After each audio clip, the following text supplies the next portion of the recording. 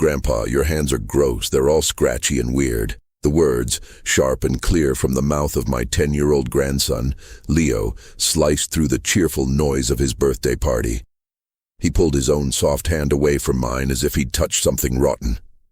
Gross, scratchy, weird. For a moment the air left my lungs. I looked down at my own hands, the hands I'd known for 68 years. He was right, I suppose.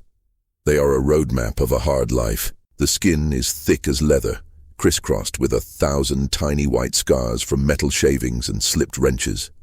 The knuckles are swollen, the fingers permanently curved from decades of gripping heavy tools. These hands had changed his diapers, built his father's first bicycle, and worked 45 years under the screaming noise of a factory assembly line. Also his father, my son David, could go to college and never have to set foot in a place like that. Every callus was a tuition payment. Every scar was a Christmas present, a doctor's bill, a roof over their heads. And now, to my own grandson, they were just gross. I looked up and saw my son David staring at the floor, a flush of shame creeping up his neck. His wife, Clara, stood beside him, a faint, almost imperceptible smirk on her perfectly made-up face. She'd always seen me as a relic, a crude piece of a past she was desperate to polish away from her family's image. And in that frozen moment, with Leo clutching the $1,000 robot I'd spent 3 months of my pension on, I saw that she had finally succeeded. The world stopped. The laughter of the other children faded into a dull roar. The bright balloons blurred into meaningless shapes. All I could see were my hands, resting on my knees, looking alien and offensive in this pristine beige living room. How did we get here? How did the very tools of my sacrifice become the symbols of his shame? My mind slipped its moorings, drifting back through the years of grease and steel. It was a long journey that led to this moment, a path paved with my sweat and their ambition. I remembered David as a boy, his small hand holding onto my calloused finger, looking up at me like I was the strongest man in the world. I worked double shifts, my body aching to the bone, just to afford the fancy private school Clara insisted on. I sold my old, beloved pickup truck, the last thing my own father had left me, to help with the down payment on this very house. I gave them everything, piece by piece, until all I had left was the history written on my skin.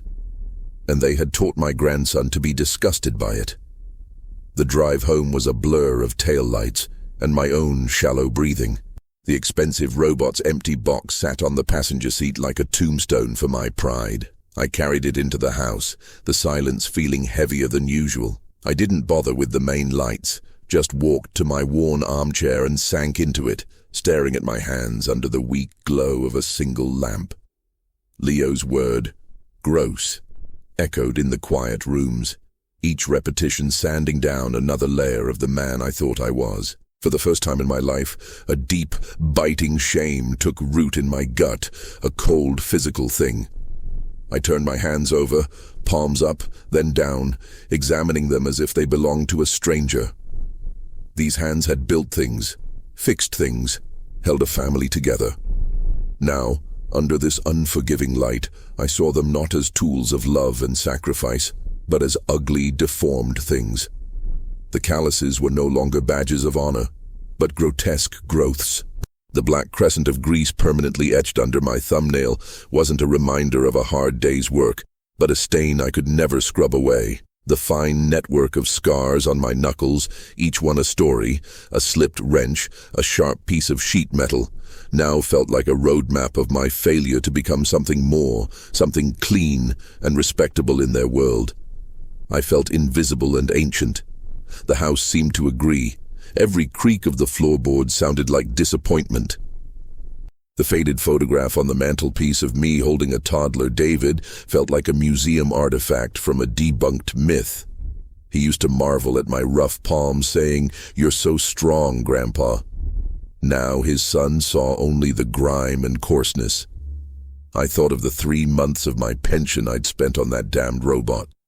I'd scrimped on groceries, put off getting a new winter coat, all for the fleeting joy of seeing Leo's face light up. I'd imagined him tackling me with a hug, the way David used to. Instead, I got a flinch and a word that had sliced deeper than any shard of steel ever had. Clara's faint, imperceptible smirk in the background was the final twist of the knife. She hadn't just won, she had erased me. She had polished me out of the family portrait, and my own hands were the evidence used to convict me. I looked around the living room, haunted by the ghosts of my sacrifices. The phantom space where my father's pickup once sat in the driveway still felt like a missing limb. Traded for the down payment on this very house, the stage for today's humiliation. I'd handed over my father's legacy for a piece of their future, only to have my grandson recoil from the texture of that sacrifice. The shame curdled into a quiet, cold fury. It wasn't directed at Leo. He was just a parrot repeating the lessons of his environment. It wasn't even fully at David, though his silence, his shame-filled stare at the floor, was a betrayal that ached like a rotten tooth. The fury was for the whole, polished, sterile lie of it all. They lived in a house my hands helped build, ate food my hands helped pay for, walked on a path my hands had paved with broken knuckles and sleepless nights. And they had the audacity to find the evidence of that labor repulsive. That night was the lowest point of my life. I sat in that chair until the dim lamp was the only thing fighting off the encroaching dawn. The weight of my own history was crushing me. I had given them everything piece by piece. My time, my strength, my father's truck, my pride, until all that remained was this old, tired shell with its gross, offensive hands. And in the crushing silence, a terrible, clarifying thought began to form. If these hands and the life they represented were so disgusting to them, then maybe I had been building the wrong things all along. Maybe it was time to stop building for them and start building something for the man they'd left behind. The anger wasn't hot, it was cold and solid, a new foundation laid in the ruins of that shame. It was the first solid thing I'd felt all night. A few days later, trying to distract myself, I decided to clean out the old workshop in my garage. The air was thick with the smell of dust and dried pine sap, a scent that used to mean possibility, but now just smelled like neglect. It was a tomb of projects past, each half-finished birdhouse and the skeletal frame of an Adirondack chair, a ghost of a life I used to lead. I was just moving clutter, my movements heavy and purposeless. The cold fury from the other night banked but still smoldering deep in my chest.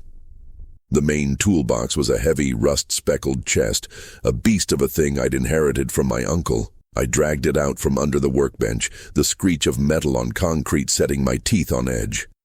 Inside was a jumble of my own history, rusted wrenches, a hammer with a splintered handle, sockets without their drive. It was the archaeology of a life of brute force. I was about to slam the lid shut, the weight of it all too familiar, when my fingers brushed against something flat and smooth on the very bottom, hidden beneath a greasy canvas rag. I pulled out a small rectangular case, its black velvet covering worn bald in patches. It felt alien in my palm, too delicate for this brute of a box. I clicked the tarnished brass latches. They sprang open with a soft, precise click. Inside, nestled in faded blue velvet, were my father's watchmaking tools. They lay there like a surgeon's kit, each instrument slotted into its own custom-shaped hollow. Tweezers with tips so fine they were almost invisible. A loop on a leather strap. Screwdrivers no bigger than a matchstick. A set of oilers, their needles finer than a human hair. The memory hit me not as a gentle wave, but as a physical blow, so vivid I could smell the faint, clean scent of naphtha he used to clean the movements. I saw him, not as the tired factory worker he was for most of his life, but in the sacred hour after dinner, sitting at the small, meticulously organized bench in the corner of our living room. The television would be on, but he was in his own world. His hands that could shovel coal and heave crates all day, hands scarred and calloused just like mine, would undergo a transformation. The brute strength would drain away, replaced by an impossible steady gentleness. He'd pick up a gear smaller than a ladybug, hold it with those thick-tipped tweezers, his breathing so shallow it barely stirred the air. The world would shrink to the space between his fingers and the delicate, glittering universe of the watch movement. "Real skill, Frankie," he used to say, his voice a low rumble that never seemed to fit the tiny world he was tending. "Isn't about being one thing. It's about being the right thing for the task. It's being able to build a bridge and fix a watch with the same two hands." I had spent a lifetime proving the first half of his statement. I could frame a wall, patch a roof, rebuild an engine. My hands were tools of force, of impact. But I had completely forgotten the second half. I had let that part of my inheritance rust away at the bottom of a toolbox. The shame that had curdled into fury now met something new. A profound, aching sense of loss. Not for the truck or the pride, but for the balance my father had embodied. He never saw a contradiction between the strength that provided and the precision that nurtured. He maintained the big, loud things that kept a family safe and the small, silent things that kept time itself moving. I had only given my family the bridge, and in doing so, I had let them believe that was all my hands, and by extension all of me, were good for. A crude, single-purpose instrument. But these tiny tools in front of me told a different story. They were a spark in the crushing darkness, a pinprick of light that refused to be extinguished. They were proof that these hands, these gross, offensive hands, held a forgotten knowledge. They were capable of more than just force. They could be gentle. They could be patient. They could, with the right focus, mend something infinitely complex and fragile. The cold, solid foundation of my anger didn't dissolve, but it found a purpose. It wasn't just about stopping building for them. It was about reclaiming what was mine. The memory of my father at his bench wasn't just a nostalgic pang. It was a blueprint. He hadn't left me a legacy of brute labor. He had left me a legacy of duality, of strength tempered with finesse, and I had failed him by forgetting half of it. I closed the velvet case. The click of the latches was decisive. It was the sound of a door not shutting but opening. The memory of my father's words became my blueprint. The shame curdled into a cold, hard resolve. My family saw my hands as symbols of a brutish past, blind to the complex understanding they possessed. They worshipped their sleek, sealed technology but had no idea how any of it worked. I decided then and there I would not be discarded. I wouldn't yell or argue. My response would be methodical, precise, and quiet. A perfectly executed mechanism of my own design. The house, of course, was a temple to this new ignorance. Its heart was the smart home hub, a glossy black slab on the living room wall that governed the climate, the lights, the security, even the coffee maker. My son, David, had installed it with the fervor of a convert, speaking of efficiency and integration. To me, it was a black monolith of disconnection, a thing that offered convenience at the cost of comprehension. They trusted it implicitly. I would show them how fragile that trust was. My campaign began not with a bang, but with a single degree. Standing before the thermostat interface, I called up the memory of my father's hands on the delicate verge of an antique carriage clock, adjusting the hairspring with a touch so slight it was almost thought. My own thick finger, calloused and clumsy-looking, navigated the digital menu with unexpected grace. I dropped the nighttime temperature by a single, almost imperceptible degree. It was a test, a first, gentle turn of a screw. The next morning, my daughter-in-law, Clara, shivered slightly in her silk robe. "The house feels drafty, doesn't it?" she murmured to David. He waved a hand at the hub. "The system's probably just optimizing it smarter than we are." I said nothing, sipping my coffee, the heat of the mug a familiar comfort against my palm. Phase 2 involved patience. I observed their routines with the focus of a watchmaker studying a complex movement. I noted the exact time Sarah, my granddaughter, finished her bath, the steam flooding the hallway. That evening, hidden in the basement behind the furnace, I found the moisture sensor for the ventilation system.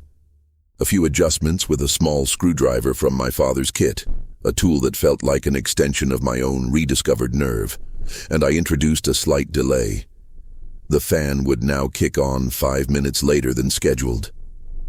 2 days later, a faint, elegant bloom of mold appeared in the corner of the bathroom ceiling, a stain of organic reality on their pristine digital world. David got on a video call with a technician who spoke of humidity spikes and system overrides. I listened from the hallway, a ghost in my own home, feeling grim satisfaction. They were consulting a priest for a problem I, the heretic, had created. The lessons grew more intricate. I didn't just break, I unbalanced. A flicker in the lights, timed to coincide with the compressor kick of the refrigerator. A single, stubborn blind in Mark's home office that refused to lower all the way, casting a sliver of afternoon sun directly onto his monitor. I became a poltergeist of minor inconveniences, each one a whisper, a nagging question about the infallibility of their silent silicon god. Their frustration was a palpable hum in the house, but their anger had no target.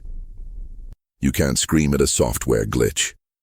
The climax of my quiet performance was the grand piano. It was Clara's pride, a beautiful, rare thing she played with competent grace. Lately, she'd complained that the high C was sounding slightly off, a hair flat. The digital tuner she bought proclaimed it perfect. I knew it wasn't. I could hear the faintest waver, a lack of clarity unnoticed by anyone who hadn't spent a lifetime listening to the language of tension and vibration. One afternoon, while the house was empty, I stood before the piano. This wasn't sabotage. This was restoration. This was the second half of my inheritance, rising from the toolbox to meet the first. I opened the velvet case. The tuning lever felt alien and familiar all at once, its weight a promise. I leaned into the body of the instrument, the scent of wood, and felt filling my lungs. My father was there with me, his ghost in the steady pressure of my hands. I found the offending string, felt its tension through the metal of the lever. It wasn't about force. It was about listening, about applying pressure with infinite patience until the sound waves slid into perfect resonant alignment. I turned the pin a micron, then another. The note rang out, pure and clear as ice, the dissonance vanishing into harmonic truth.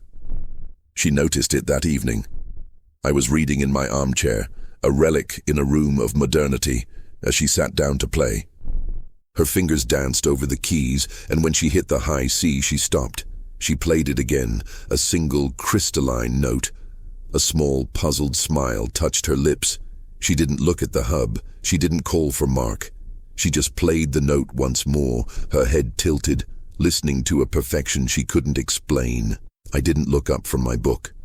But inside, the cold, hard resolve warmed by a single degree. The lesson wasn't over, but the first principle had been established. I was not a simple instrument. I was a craftsman.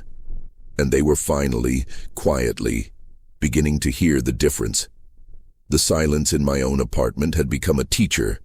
It wasn't an empty silence, but a full one, rich with the memory of that single corrected note. The high C had been a key turned in a lock deep inside me. I had proven I could still speak a language they had forgotten, a language of resonant truth, not digital approximation.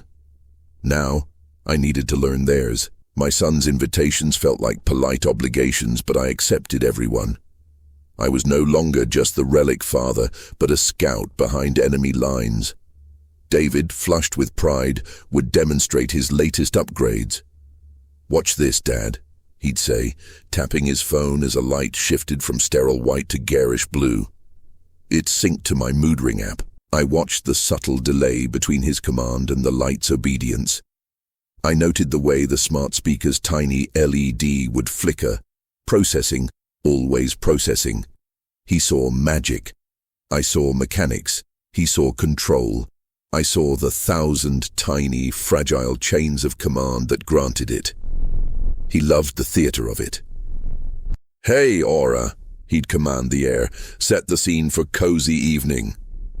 And the house would comply. Lights dimming to a warm, orange-tinged glow, the gas fireplace whirring to life. some algorithmically soothing acoustic playlist drifting from invisible speakers. He'd stand there, a conductor without a baton, beaming. But he wasn't conducting the orchestra. He was just the guy who'd hired the orchestra manager. If the manager quit, or glitched, or decided it preferred a different symphony, he'd be left in the dark, shouting commands into an unresponsive void. It was the day the smart lock on his front door failed to recognize his fingerprint that the first crack appeared. He stood there, jabbing his thumb against the cool metal plate, his smile tightening into a grimace of frustration. "Piece of junk," he muttered, finally resorting to the manual key he'd almost thrown away. The system's fallback was a physical brass key. The irony was not lost on me. The ultimate failure of his future was saved by a relic of my past. That was the spark. The next morning I went to the public library. The scent of old paper and floor polish was a balm. I found a computer terminal, its hum a different frequency from the aggressive silence of David's home.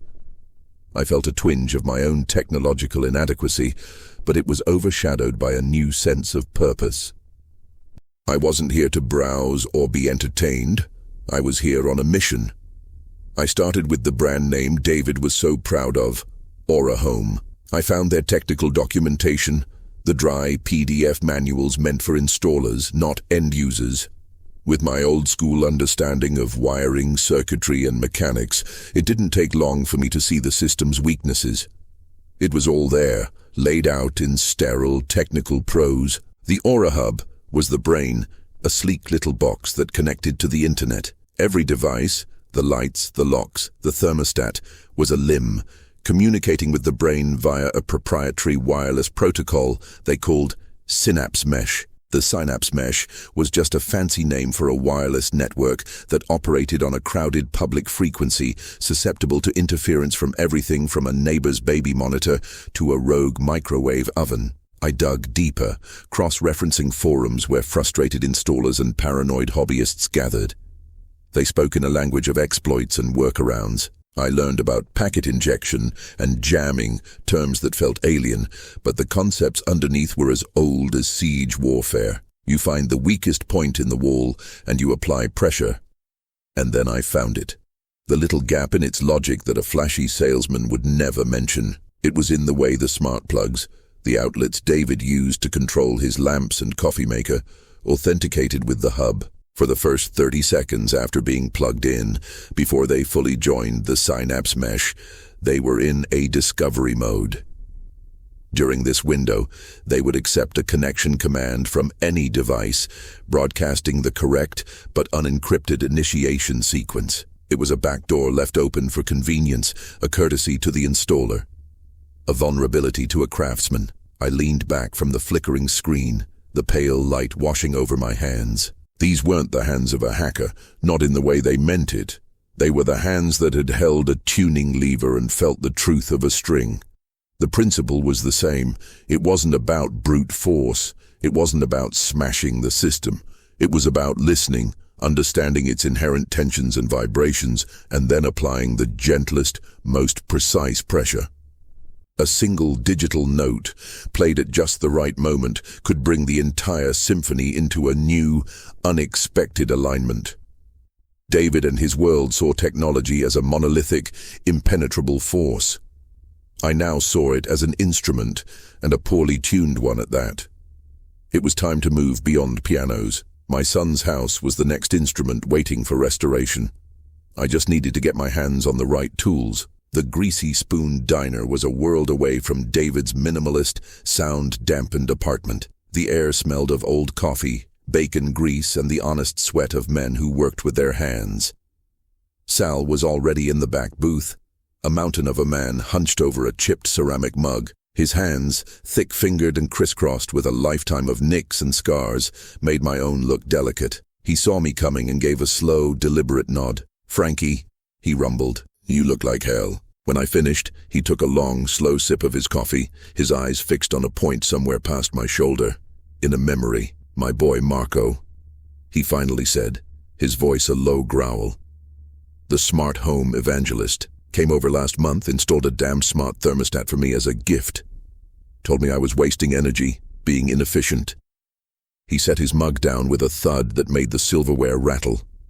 I showed him inefficient. I opened the walls, showed him the original 1954 knob and tube wiring I'd preserved, told him that was craftsmanship.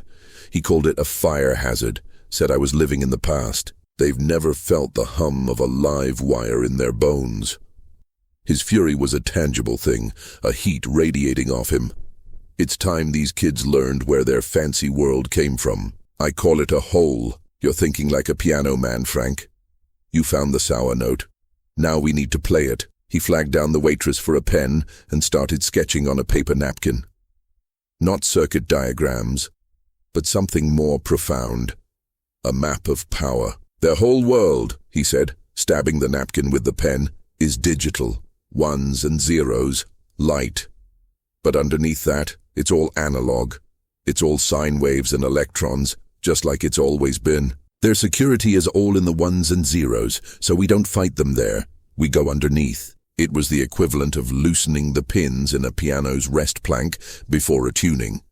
Create just enough instability to make the real work easier. You need a dirty power source, Sal explained.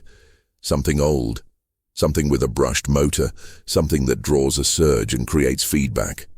A vintage vacuum cleaner, an old power drill, something from our world.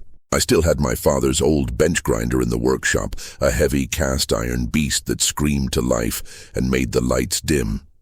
You run that thing on the same circuit as the hub, Sal continued, his eyes gleaming. You create a little storm in the wires. The hub will be too busy trying to regulate its own power supply to pay close attention to its network. It'll widen that 30-second window. It'll get sloppy. To broadcast the initiation sequence to the smart plugs during their vulnerable state, I needed a device. David would have used a smartphone app, a piece of software. But software could be traced, logged, seen. You don't use a computer, Sal said, as if it were the most obvious thing in the world. You use a radio. The hub will just think it's a burst of interference from a microwave oven. But for those 30 seconds, with the hub distracted by the dirty power, your little ghost will be the loudest voice in the room, and those dumb little plugs will listen. I left the diner with the napkin folded in my pocket, feeling a sense of purpose I hadn't felt since my last major restoration. A concert grand that had been through a flood. Everyone else had written it off as a total loss. But I'd heard the potential still hiding beneath the warped soundboard. I'd spent weeks slowly, patiently bringing it back to life. This was no different. David's house wasn't a lost cause. It was just out of tune. Sal had given me the tools, not the physical ones, but the philosophy. Don't fight the digital storm.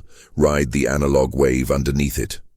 My workshop, a place he'd once dismissed as a museum of obsolete things, was now my armory. The grinder, the radio transmitter I would order, these were my new tuning levers and mutes. The symphony of David's automated life was about to be conducted on my terms, and the first note would be a low, analog hum from a forgotten time. My first move was small, designed to plant a seed of doubt. I built a simple low-frequency pulse emitter from an old radio and hid it in the bushes outside their house. The effect was subtle, but infuriating. Their smart sprinklers would turn on at midnight. The garage door would randomly open and close. The coffee machine would brew at 3 a.m. They spent a fortune on technicians who ran diagnostics and found nothing wrong, replacing expensive parts to no effect. I was a ghost in their machine, but that was just the prelude, a whisper of static. Sal's napkin-scrawled philosophy demanded a symphony. The low-frequency pulses were a single plucked string. Now I needed the full orchestra. My workshop, once a sanctuary for the tangible, now hummed with a new kind of potential. The scent of old wood and metal polish mingled with the sharp ozone of a hot soldering iron. On my workbench next to a set of chisels for reshaping piano hammers sat the new cheap radio transmitter I'd ordered. It was a flimsy little thing, a green circuit board in a plastic case, but to me it was a conductor's baton. I spent 3 days programming it, translating Sal's elegant theory into a brutalist digital command. The sequence was a simple, repeating packet of data, a single, sharp digital note broadcast, on the 2.4 gigahertz frequency. It wasn't a complex virus or a clever hack. It was a shout in a crowded room. It was the equivalent of walking into a sophisticated cocktail party and blasting an air horn.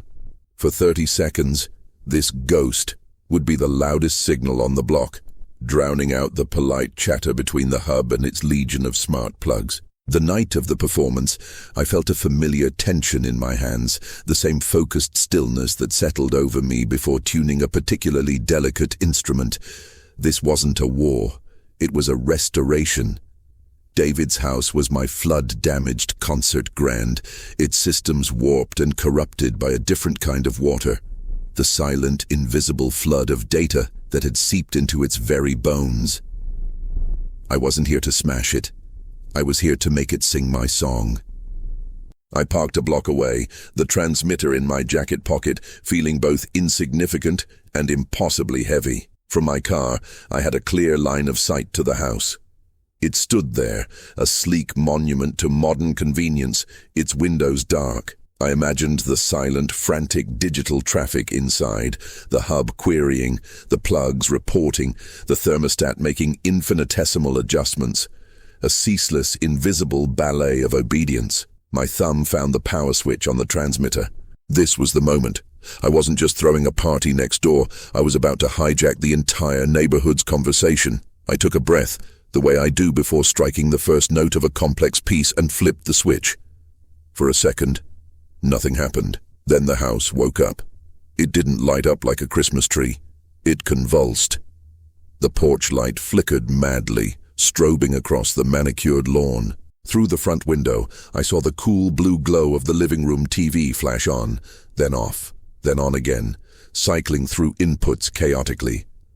A low, grinding hum reached me even from a distance, the garage door struggling against itself, opening 6 inches, closing, then trying again. From an upstairs window, the distinct, piercing beep of a fire alarm sounded, not in warning but in confused distress. Another joined it, then a third, until the house was screaming with a chorus of panicked electronic shrieks.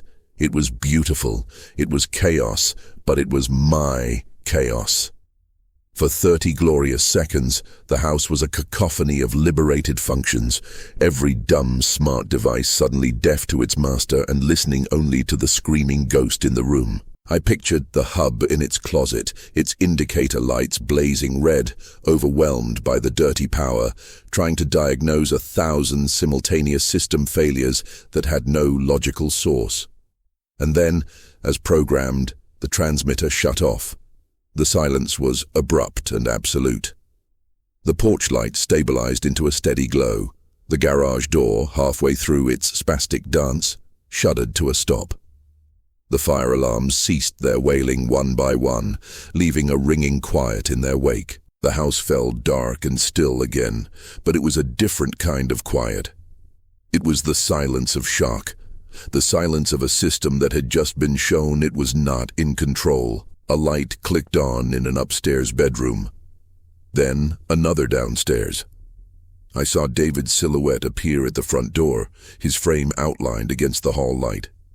He stood there for a long time, just looking out into the night. He couldn't see me, but I saw him. I saw the confusion, the frustration, and yes, a flicker of the doubt I had planted. The technicians couldn't help him now. Replacing a part was useless when the very air was the problem. I started the car and drove away, my hands steady on the wheel. The first movement was over. I had introduced the theme, a low analog hum from a forgotten time. They had tried to build a silent room, a perfectly controlled environment. But I had just proved that no room is ever truly silent. There is always noise underneath. And I was just getting started learning how to play it. The invitation was a dismissal, and we both knew it. His voice on the phone was slick with a condescension that felt borrowed, a performance for an audience of one. "Dad, we're having people over to see real technology. You probably wouldn't find it interesting." The words were meant to make me feel obsolete, a relic to be politely shelved. What he failed to grasp was that I understood the fragile architecture of his systems better than he ever would. He wasn't closing a door. He was inviting me onto his battlefield. I spent the days before the party in a state of focused ecstasy. My garage workshop, once a place for fixing toasters and rewiring lamps, had become a composer's studio for a very specific kind of symphony.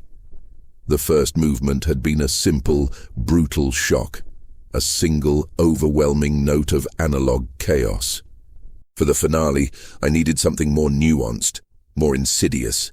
I needed a composition. On my workbench lay the heart of my new instrument, a vintage audio oscillator I'd salvaged from a decommissioned radio station, its vacuum tubes glowing with a warm, malevolent orange. It wasn't just about raw power anymore, it was about precision. I had spent decades as an audio engineer, my ears trained to hear the subtle harmonics, the resonant frequencies that could make a speaker cone shudder or a glass vibrate. A house, I had come to learn, was just another speaker. A complex, brittle instrument waiting for the right note to make it sing or scream. I cross-referenced the schematics of their new, state-of-the-art system, proudly posted on the manufacturer's website, with the resonant frequencies of common household materials. I found the precise pitch that would make their titanium-coated wine glasses hum. I isolated the subsonic rumble that could confuse the gyroscopic stabilizers in their new drone, which I knew David would be desperate to show off. This wasn't a sledgehammer. It was a scalpel. I was going to conduct an orchestra of their own hubris. The night of the party, I parked a quarter-mile down the road, the same spot as before.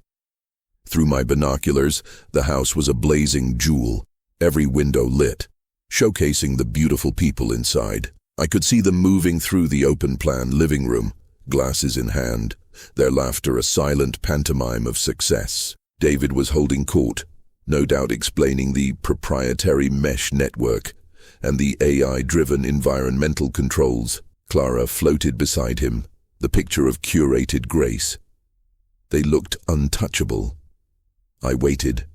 A good conductor knows the importance of timing. Let the show begin.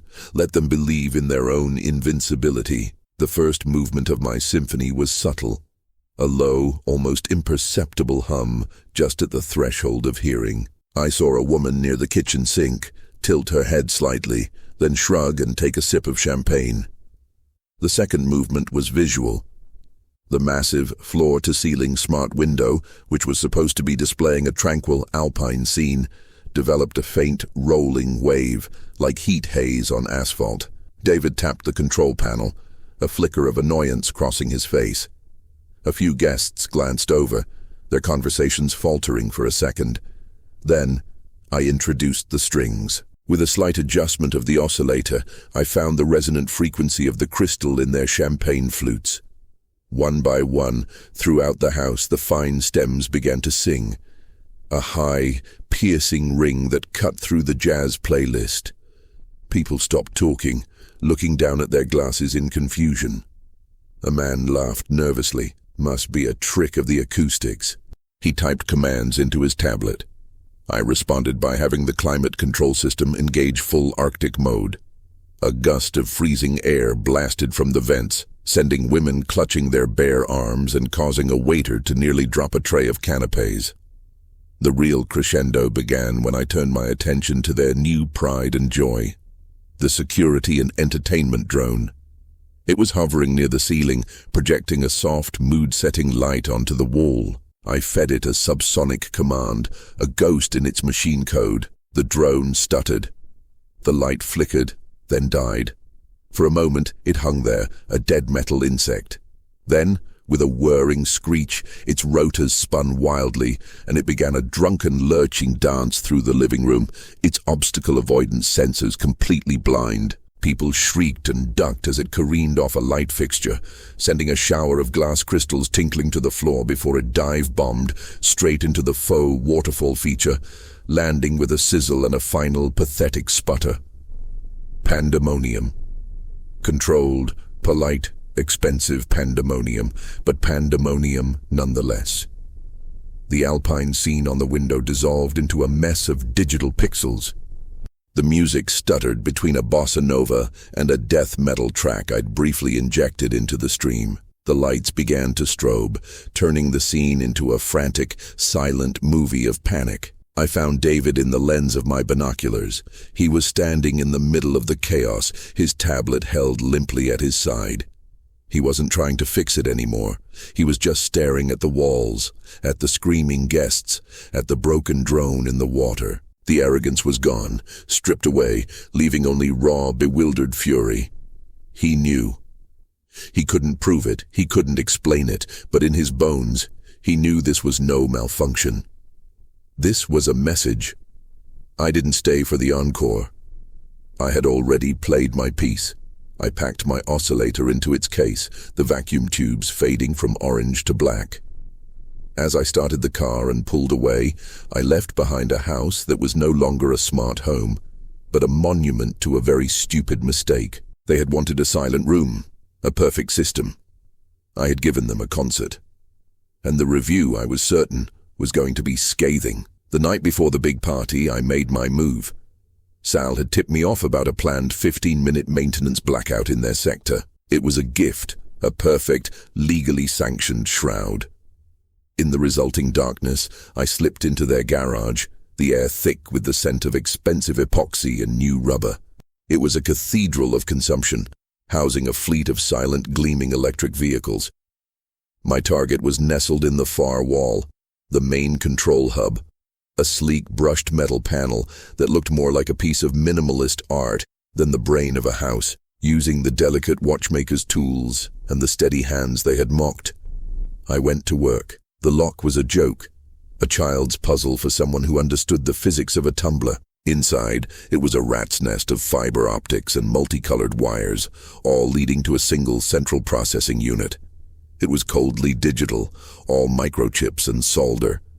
My addition would be a touch of warmth, of soul. I installed a tiny, custom-built bypass chip, an elegant piece of analog engineering, a sliver of etched silicon and carefully wound copper wire no larger than my thumbnail. It nestled into a blind spot in the circuitry, drawing phantom power from the system's own heartbeat. It was completely invisible to any diagnostic software. The new system would think it was in control, but my chip was the real master, waiting for my signal. As I closed the panel, the lights flickered back on. I held my breath, pressed against the flank of a car worth more than my entire life. I could hear the house waking up, a low hum as systems rebooted. A soft, synthesized voice echoed from somewhere inside. "System restart complete, all functions nominal." I allowed myself a thin, cold smile. Nominal. For now. Driving away, the adrenaline bled from my system, replaced by a profound and satisfying emptiness. The concert was over. The memory of David's face, that raw, bewildered fury, was a trophy I carried with me. He knew. That was the entire point. Not just to break his toys, but to make him understand that his kingdom had glass walls. And someone had just thrown a very specific, very calculated stone. I didn't go home. Home was a rented room above a silent, dusty shop, filled with the ghosts of ticking mechanisms.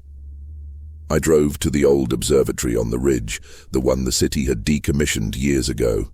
My car was the only one in the gravel lot. I climbed out, the case with my oscillator in one hand, and leaned against the warm hood, looking down at the glittering grid of the city. From here, it was beautiful. Silent. I could just make out the neighborhood where David's monument to failure stood, a single pinprick of light in a sea of them. My phone buzzed in my pocket. Once, then twice. I didn't need to look to know it was Sal. The fallout was beginning. I imagined the scene, technicians swarming the house, their tablets glowing as they tried to decipher the carnage. They'd find nothing.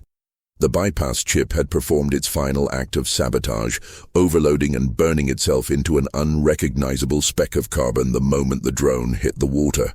A silent, self-immolating soldier. I finally pulled the phone out. 3 missed calls from Sal, and a string of texts that grew increasingly unhinged. System is fried. Completely. They can't even get the toilets to flush on command. But we all knew who he meant. But I had also painted a target on my own back. The arrogance was gone from him, yes, stripped away by my little symphony. But what was left wasn't just fury. It was a cold, clear purpose. And I had a feeling that David, unshackled from his own hubris, was going to be a much more dangerous opponent. The concert was over, but the reverberations were just beginning to shake the walls. The chair was a hard-backed, minimalist thing, clearly chosen for aesthetics over comfort, and it creaked a protest as I settled into my assigned corner. I was the inconvenient relic, the ghost at this feast of self-congratulation. From my vantage point, I had a perfect view of the entire open-plan living room, a space so sterile and white it felt more like a surgical theater than a home. David stood near the granite-topped island, holding court, a glass of something amber swirling in his hand. He was explaining his newest system integration, his voice a smooth, confident baritone that cut through the clinking of glasses. Seamless control, from the ambient lighting to the security protocols. It's not just a smart home, it's a responsive environment. It anticipates. They were all younger, sharper, their eyes gleaming with the reflected light of success and David's approval. I saw a woman laugh, a sound like shattering crystal, and felt the small, cool weight of the remote in my trouser pocket. My thumb found its single unmarked button. My heart wasn't pounding, it was a slow, heavy drum counting down the seconds. My son, my brilliant, arrogant boy, was preparing for his grand finale. He'd saved the drone light show for last, a spectacle meant to crown his evening of technological grandstanding. He moved to a large wall-mounted touchscreen, his fingers dancing across it. "And now the pièce de résistance," he announced, a showman's grin plastered on his face. A synchronized ballet of light and motion, courtesy of my fleet of Sparrowhawk 2s. All eyes turned to the floor-to-ceiling windows that overlooked the city and the dark expanse of the bay. I kept my gaze on David. I saw the exact moment the command failed to register. His smile didn't falter at first. It just froze, a mask of confidence waiting for the system to catch up. He tapped the screen again, harder. Nothing. A flicker of irritation in his eyes. He cleared his throat. "Seems we're building a little drama," he joked, but the line fell flat. He stabbed at the screen now, his knuckles white. Murmurs started to spread through the guests, a low, confused buzz.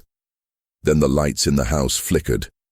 Not a power outage, but a chaotic, strobing dance. The smart bulbs in their elegant fixtures began to cycle through colors at a frantic, nauseating pace. Violent red, sickly green, a blinding pure white. The ambient music, a bland orchestral piece, cut out and was replaced by a screech of digital feedback that made everyone wince, followed by the tinny, deafening blast of a polka from a hidden speaker. David whirled around from the screen, his face a mask of bewildered fury. "What is this?" he hissed, though there was no one to hiss at but the air itself. That's when the first scream came from the hallway. The automatic sprinkler system in the ceiling had activated not for a fire, but in a localized, drenching downpour directly over the coat closet where the guests' expensive jackets and furs were stored. A moment later, a chorus of shouts erupted from the direction of the bathrooms. I allowed myself a small, private smile. The toilets. Sal's text had been gloriously accurate. I heard the distinct, futile sound of flushing over and over, followed by a gurgling, ominous backup. Chaos, beautiful and utter, unfolded before me. The suits were no longer smug. They were damp, confused, and scrambling for their phones, which found themselves suddenly disconnected from the Wi-Fi. The great, responsive environment had become a malevolent funhouse. Alarms started to blare.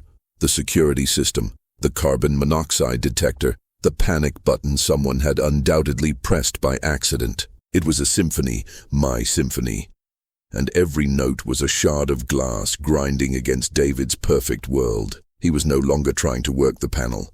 He stood in the center of the room, his shoulders tense, his head cocked like a predator, listening for a specific sound in the cacophony. He was looking past the panicked guests, past his frantic wife who was trying to mop up sprinkler water with a cashmere throw. His gaze swept the room, and for one terrifying second it locked with mine. In that moment, the noise and the color and the panic seemed to fade into a dull roar. There was no recognition in his eyes, no accusation. There was something far worse, a cold, dawning certainty. He didn't see a father. He saw the architect. He saw the flaw in his own code. The text from Sal echoed in my mind. This has his fingerprints all over it. The spell was broken when a man in a soaked suit bumped into him, jostling his arm and spilling his expensive whiskey onto the pristine white rug. David didn't even seem to notice. He just kept looking at me, the last of his hubris dissolving, replaced by a terrifying, focused clarity. The performance was over. The arrogant CEO was gone. What was left was the ruthless son I had always known was buried beneath the polish, and he was now unshackled, his purpose clear. He had his suspect. The reverberations of my little concert were no longer just shaking his walls. They were building a prison around me, and he held the key. My thumb found the worn button on the key fob in my pocket through the fabric of my coat. A subtle, satisfying click that was met with an immediate, violent response from the sleek black car. David was in his element, center stage in his own life, holding the sleek black tablet aloft like a holy relic. "And as you can see," he was saying, his voice a smooth, practiced baritone designed to inspire confidence, "the seamless integration and flawless control of the Omni Home system provides not just convenience, but a complete, responsive environment." He gestured with his free hand, a sweeping theatrical motion meant to encompass the entire, obscenely expensive room. That was my cue. The expensive, recessed mood lighting didn't just dim. It began to flicker erratically, strobing between a sickly green and a violent red, casting jagged, dancing shadows that made everyone look like ghouls. The soft, ambient jazz piping through the invisible surround sound speakers cut out with a sound like a dying gasp. A heartbeat of silence, thick with confusion, was then violently shattered by the blaring off-key strains of an old-timey circus calliope, the volume cranked to a skull-rattling 10. It was the sound of a demented merry-go-round, a soundtrack for a nightmare. Through the large panoramic window, I saw the sleek robotic lawnmower, a testament to David's hands-off approach to anything resembling manual labor. Jerk to life. It didn't just mow. It executed a frantic, erratic pirouette before charging with single-minded determination through his wife's prized peony beds, churning up dark soil and delicate petals in its wake. David's polished facade cracked. His smile froze, then melted into a look of utter bewilderment. He frantically swiped and tapped at the tablet, his movements growing increasingly desperate. The screen, which had moments ago displayed elegant icons representing his dominion over every light bulb and appliance, was now a chaotic mess of error messages and unresponsive tiles. His face, usually a mask of composed arrogance, flushed a deep, mortified red. He was a conductor whose orchestra had suddenly started playing a different, insane symphony, and everyone was watching. The responsive environment had become a malevolent funhouse. Alarms blared from multiple systems, security, carbon monoxide detection, accidentally triggered panic buttons. It was my symphony, every note grinding against David's perfect world. He stood frozen, no longer trying to control the chaos, but listening for something specific in the cacophony. He was no longer trying to work the panel. He stood in the center of the room, his shoulders tense, his head cocked like a predator, listening for a specific sound in the cacophony. He was looking past the panicked guests, past his frantic wife who was trying to mop up sprinkler water with a cashmere throw. His gaze swept the room, and for one terrifying second, it locked with mine. In that moment, the noise and the color and the panic seemed to fade into a dull roar. There was no recognition in his eyes, no accusation.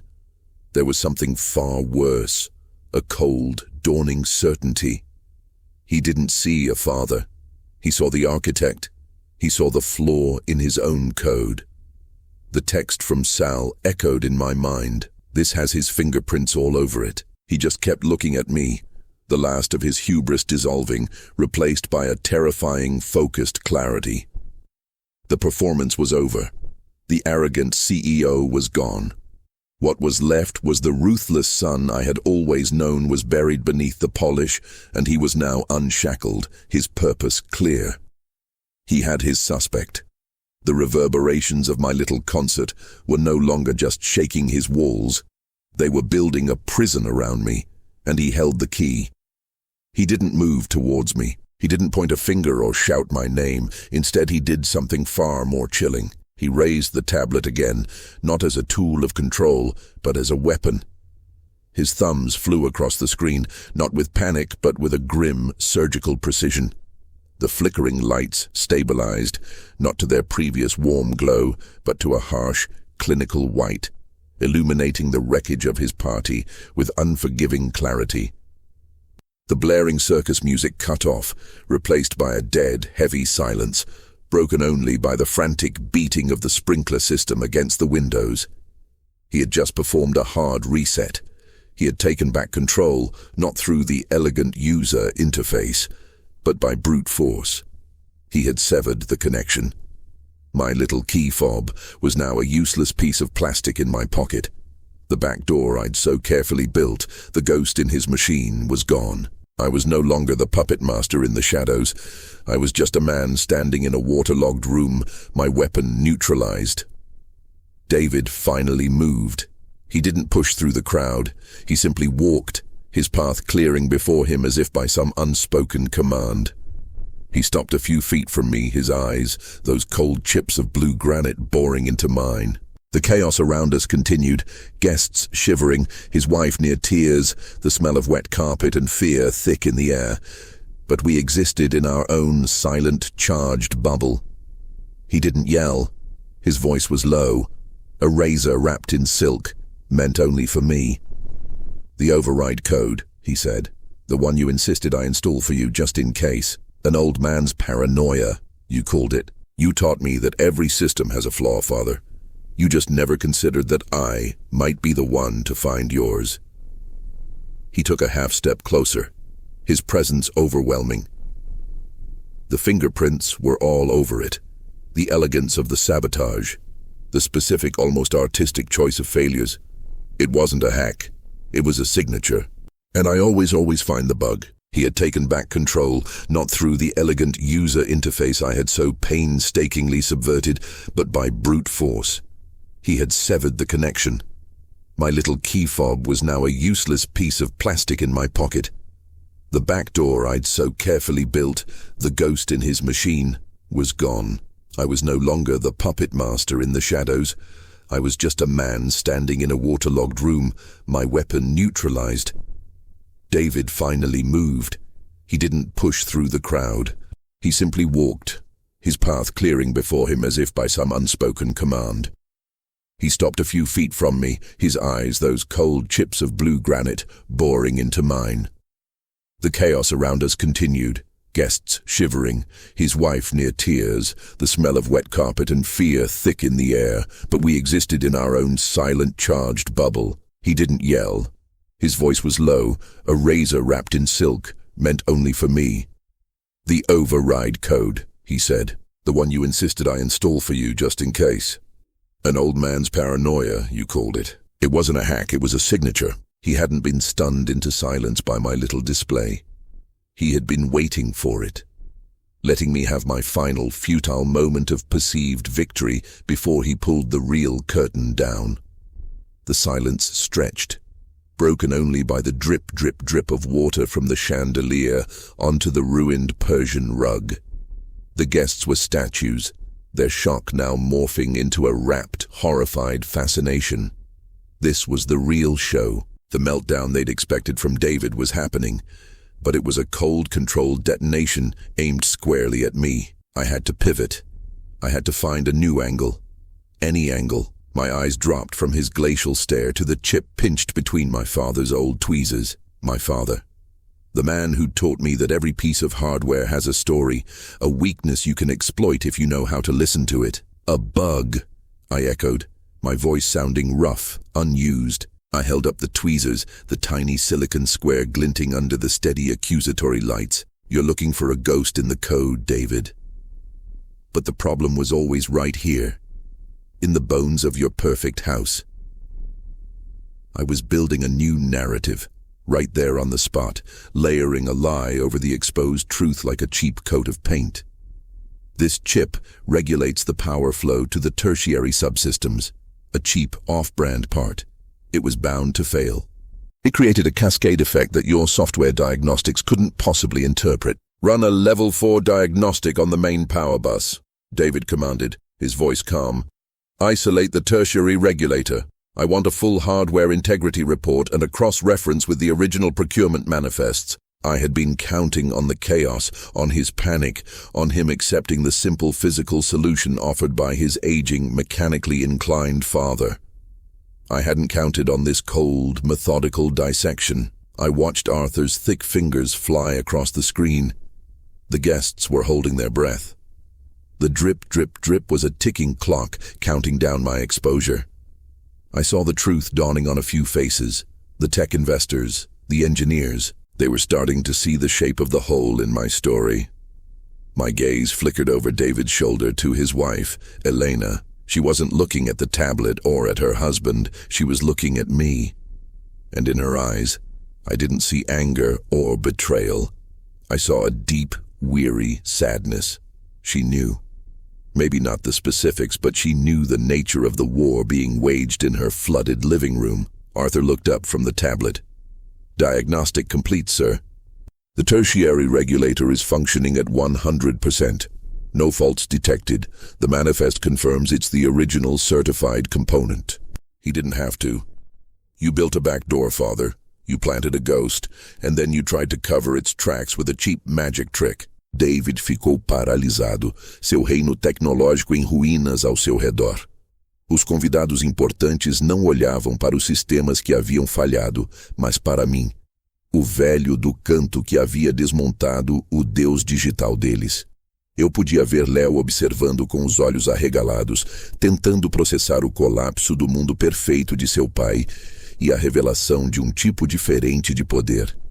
Então me ajoelhei e estendi as mãos, com as palmas para cima.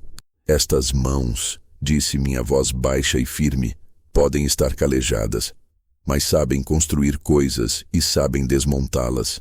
Nunca se esqueçam disso. And for a moment, they had all bowed to the mechanic. But as I looked at the small, understanding nod Leo gave me, the high of my victory began to curdle. My gaze drifted from his earnest face back to his parents.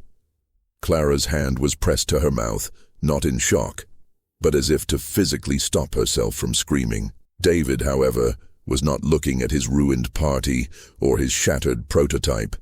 He was looking at me, and the raw, undiluted hatred in his eyes was a colder, more final thing than any humiliation. The guests began to murmur, a nervous, fluttering sound like trapped birds. A few moved toward the door, offering awkward, mumbled excuses about sitters and early meetings. The spell was broken. They had seen the wizard, and the magic was now just a cheap trick. The awe in their eyes was already being replaced by a kind of embarrassed pity. For David, for Clara, for the whole messy human spectacle. I think it's time for you to go, Father, David said. His voice was quiet, but it cut through the murmur like a shard of glass. It wasn't a suggestion. It was an eviction. David, please, Clara whispered, her voice trembling. Not like this. The old dog has performed his last trick. Now he leaves the stage. Wait. She held on for a fraction of a second too long, her eyes locking with mine. Was it worth it? She asked, her voice barely a whisper. To prove you were right in front of all of them, to break him, to prove your hands still work. I wanted to explain that I was saving him from the cold, perfect prison his father was building, but the words died in my throat. All I could see was David's face, pale and rigid with a hurt that went deeper than professional failure. He left me no choice, I muttered. the words sounding hollow and pathetic even to me. Eleanor's gaze didn't waver. "There's always a choice, Henry. You just chose the one that felt like a win." She released my jacket. "He'll never forgive you for this. You know that, right?" I had taken his creation apart, and in doing so, I had finally and irrevocably broken the last, fragile thing between us. The party was a disaster for my son's social ambitions, and a complicated, quiet ache settled in my chest, where I might have expected triumph. The guests left quickly, their hushed whispers about the tech-illiterate millionaire and his brilliant blue-collar father, feeling less like a victory chant and more like a funeral dirge for the relationship we once had. For weeks, the silence from David and Clara was a heavy weight. The justice of the situation wasn't loud or vengeful. It was a hollow, lonely completeness. I had proven that their shiny, expensive world rested on a foundation they had chosen to ignore. But the proof had come at the cost of their presence. Their world had failed them in that moment, and mine had been there to catch them.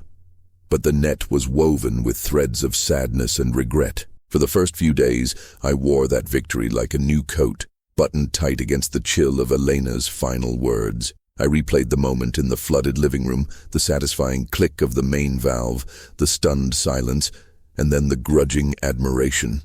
See, I'd think, staring at my own calloused hands in the quiet of my workshop. See what these can do, what I can do. The memory of David's face, pale and rigid, was a ghost I could usually shoo away with the warm glow of being right. But the ghost was persistent. It followed me to the hardware store, making the cheerful ring of the register sound hollow. It sat with me at my small kitchen table, turning my morning coffee bitter. Elena's voice was its constant companion. You chose the one that felt like a win. It was the sound of their capitulation. But as the weeks bled into a month, the silence changed. It was no longer the quiet of the defeated. It was the silence of the vanished. It was absolute. My phone, a simple flip model that had never felt lacking before, now seemed like a dead weight in my pocket. I'd find myself picking it up, my thumb hovering over his name, the image of Leo's small, serious face flashing in my mind. What would I even say? I busied myself with work. A leaky faucet for Mrs. Gable, a complete repipe for the Hendersons' old colonial. I buried myself in the tangible, logical world of copper and PVC, of wrenches and solder. This was a world where problems had solutions you could hold in your hand. A tightened joint stopped a drip. A new section of pipe restored the flow, cause and effect. It was clean. It was nothing like the messy, leaking disaster I'd left in my son's living room. A disaster that had seeped into the very foundations of our relationship. One Tuesday afternoon, I was under the Henderson sink, the familiar metallic scent of pipes a comfort, when my phone buzzed. Not a call, a text. My heart did a stupid, hopeful lurch. I fumbled the phone open, my grease-stained fingers leaving smudges on the screen. It was from Clara. The message was curt, devoid of any greeting. Leo hasn't spoken since the party. He just builds and rebuilds the same Lego wall over and over. He says it's to keep the water out. He just builds and rebuilds the same Lego wall. It had never been about saving Leo from a digital prison. It had been about proving a point. It had been about my pride. I had wanted to be the hero so badly that I hadn't cared if I had to be the villain in my grandson's story to do it. I didn't text Clara back. What could I say? Sorry was a pebble against a landslide. I drove home in a daze, the triumph I had been clinging to now completely dissolved, leaving behind the bitter residue of truth. The house was silent, but it was no longer the silence of a victor. It was the silence of a man alone with the consequences of his own actions. I went into my workshop. The fixed valve assembly from David's house sat on my workbench, cleaned and polished, a trophy from my greatest battle. I picked it up. The brass was cold and smooth. I remembered the feel of it in my hand, the certainty of my movements. I had been so sure. Now, all I could see was Leo. his small hands methodically stacking plastic bricks, trying to build a barrier against the flood his grandfather had unleashed. He was trying to solve a problem, just like his father, just like me. But his was a problem I had created. I had wanted to show him the value of my world, the world of physical things, and I had. I had shown him that it could be brutal and unpredictable, and could drown everything he knew in an instant. I had taken his father's creation, the Aqua Sentinel, and I had dismantled it not with care, but with a crowbar of theatrical demonstration. I hadn't just broken a machine, I had broken his faith. I put the valve down.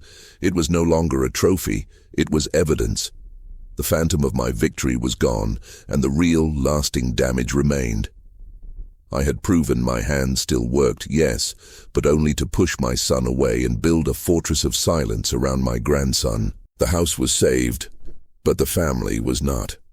And I was left in the quiet ruin of my own making, with nothing to fix it but these same, useless, clever hands.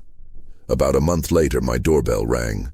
The sound was an intrusion, a sharp crack in the suffocating quiet I had cultivated. Through the peephole, the world distorted, but I recognized the shapes instantly. David's broad shoulders, and the smaller form of Leo, half hidden behind his father's leg. My heart, a heavy, dormant thing in my chest, gave a single painful thud. I opened the door, the hinge groaning a protest. The silence on the porch was thicker than the one inside my house. David's eyes, the same shade as his mother's, met mine, then skittered away to study the welcome mat.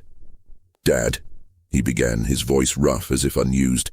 "We were in the neighborhood." The air in the living room felt charged, every dust mote a potential spark. David didn't sit. He stood by the fireplace, his hands shoved deep into his pockets, a man braced for impact. "Look," he said, his gaze fixed on a photograph of Sarah on the mantel, "about the flood, and the Sentinel, and everything after." He took a breath that seemed to cost him. "I'm sorry. I was arrogant. I put a system in place and didn't respect the foundation it was built on. I treated the house like a schematic, not a home." While David and I navigated the minefield of our reconciliation, Leo had slipped away. I saw him then, a small, serious figure, drawn like a magnet to the open door of my garage workshop. He stood on the threshold, not entering, as if it were a sacred space he was no longer sure he was permitted to cross. I held my breath.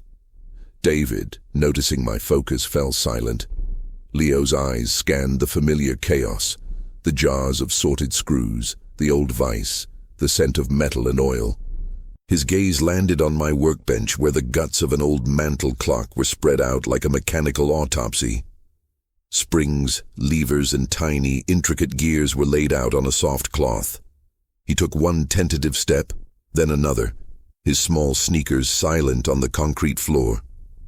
He didn't look at the fixed valve assembly, which I had moved to a high shelf, out of sight but never out of mind. He went straight for the clock.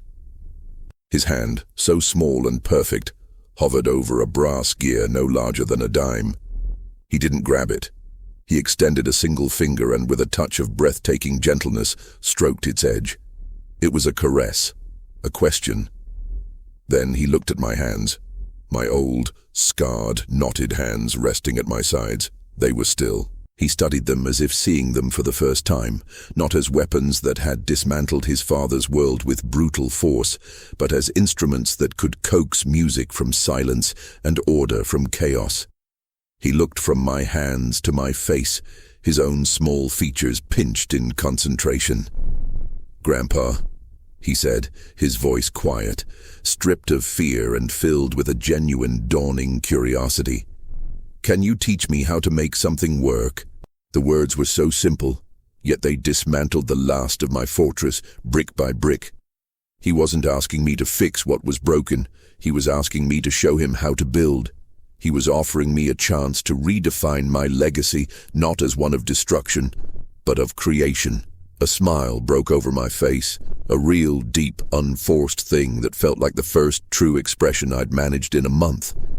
It reached my eyes, warming the cold corners of my soul.